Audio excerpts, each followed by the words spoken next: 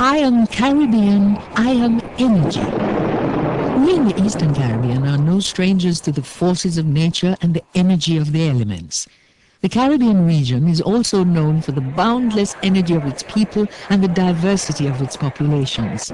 This diversity exists not only amongst the human population. There are several other diverse ecosystems. Each forest, gully, river, seabed is an ecosystem, a home to an array of different species. But some of our actions are destroying this wealth of biodiversity. Energy is amongst the most important issues facing countries in the 21st century. Over the past 2 decades, petroleum consumption in the Caribbean has steadily increased, reportedly at a rate of approximately 4% annually. The world is facing rising oil prices, doubling in the past 3 years. Many developing nations are looking to alternative sources of energy. In the OECS, we seek to exploit our diverse resources to create more sources of energy that are cheaper and cleaner. For this, islands are perfectly placed and diverse. Nature in its diversity provides the people of the Caribbean with many energy sources: the power of our winds and tides, the sun, volcanoes, and organisms from which organic material is yielded. These very features make us prime candidates for the development of renewable energy sources. In the process of exploiting our wide range of resources, it is critical that we protect them for the future. Our natural biodiversity is our greatest asset. However, there is growing evidence of degradation of these fragile resources. Individuals in communities and large corporations alike have a responsibility for using good environmental practices as we seek alternative sources of energy. For centuries, the coal pot has been used to prepare the sweet, smoky taste of the Caribbean meal. As we delight in the meal, we may not have given thought to the impact that our increased use of charcoal and firewood burning can have on biodiversity.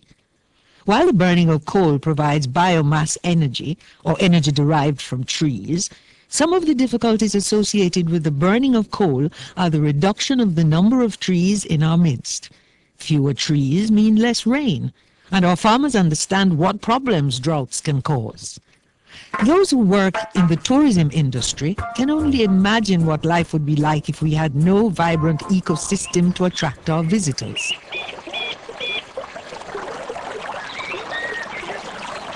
Many visitors come not only to share in the energy of our people, but also the energy of our ecosystems. Use of coal may also contribute to deforestation, affecting forest ecosystems. Some trees take decades to grow, but it takes just one day to destroy hundreds, even thousands. Some of these trees may be indigenous to our region. That is, they are found nowhere else in the world.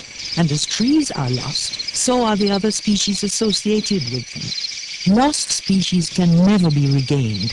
It is important to understand that lost species could have held properties that would have allowed for curing major illnesses. Burning of coal also contributes to the emission of greenhouse gases, resulting in global warming and climate change, which pose serious threats to biodiversity. Big businesses and governments also have to keep the environment in mind when making energy decisions for our region. For example, scientists have been examining the volcanic terrain and hot springs or fumarole fields of some of the OECS islands. They want to see whether heat stored beneath the Earth's surface or from underground can be used as a source of geothermal energy.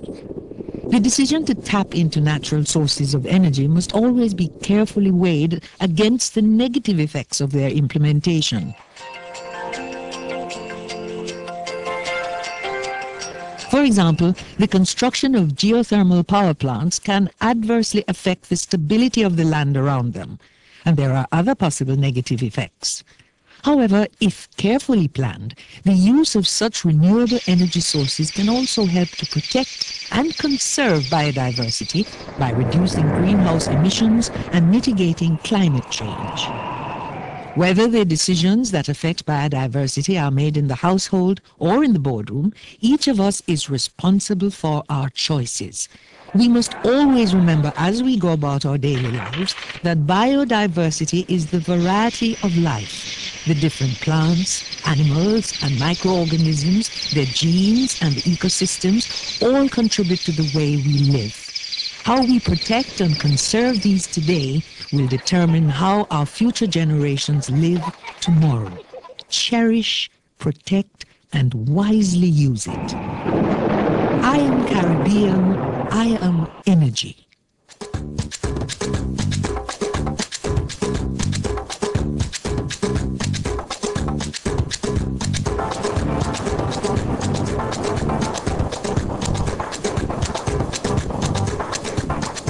I am Caribbean. Conserve, restore, respect, protect. A message from the Organization of Eastern Caribbean States with financial assistance from the United States Agency for International Development.